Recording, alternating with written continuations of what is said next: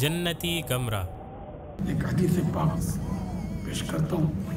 فرمان مصطفیٰ صلی اللہ تعالیٰ علیہ وآلہ وسلم، جنت میں ایک کمرہ ہے جس کا بیرونی یعنی باہر کا حصہ اندر سے اور اندرونی یعنی اندر کا حصہ باہر سے دکھائی دیتا ہے۔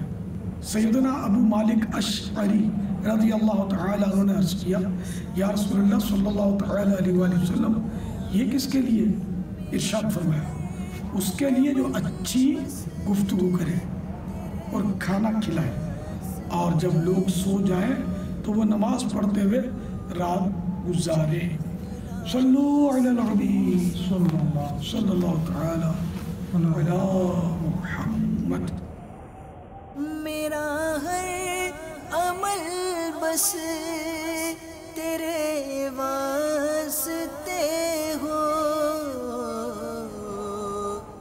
کر اخلاص ایسا عطا یا الہی، کر اخلاص ایسا عطا یا الہی۔